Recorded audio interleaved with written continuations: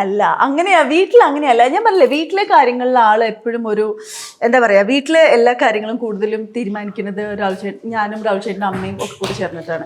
പിന്നെ എന്തെങ്കിലും ഒരു അഭിപ്രായ വ്യത്യാസം വന്നാൽ പോലും സംസാരിക്കുന്നത് കൂടുതലും ഞാനാണ്. ഞാൻ കൂടുതലും അതിനെപ്പറ്റി, കാരണം ഞാൻ ഭയങ്കര ഇമോഷണൽ ആവും.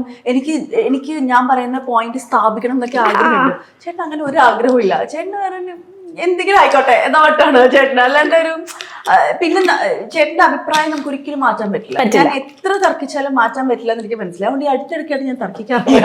അതുകൊണ്ട് എത്ര നമ്മൾ തർക്കിച്ചാലും ചേട്ടന്റെ അഭിപ്രായം ഫൈനലി. ഇപ്പൊ ഈ വീട് നോക്കുകയാണെങ്കിൽ തന്നെ അവിടെ ജീസസ് ക്രൈസ്റ്റ്, പിന്നെ എന്താ കരുതാ ബുദ്ധൻ. എനിക്ക് ഇത് ഡൈനോസോർ ടോയ് കൊണ്ട് ഒരു ജുറാസിക് പാർക്ക് ആക്കണം, അച്ഛന്റെ ഹിസ്റ്ററി മ്യൂസിയം ആക്കണം, അമ്മയ്ക്ക് എനിക്ക് എന്റെ ആക്കണം. എനിക്ക് കുറച്ചുകൂടി നല്ല ഭംഗിയുള്ള ഒരു വാൾപേപ്പേഴ്സും കാര്യങ്ങളും ഒക്കെ ആക്കണം എന്റെ വീട്. പക്ഷെ അപ്പൊ ഈ കാര്യങ്ങളിലൊക്കെ ഞങ്ങൾ തർക്കിച്ചതാ. പക്ഷെ ഇതിലൊന്നും രാഹുൽചേട്ടൻ മിണ്ടിയിട്ടുമില്ല. പക്ഷെ നടന്ന എന്താ നോക്കൂ, എല്ലാ ചേട്ടനും ഇഷ്ടം.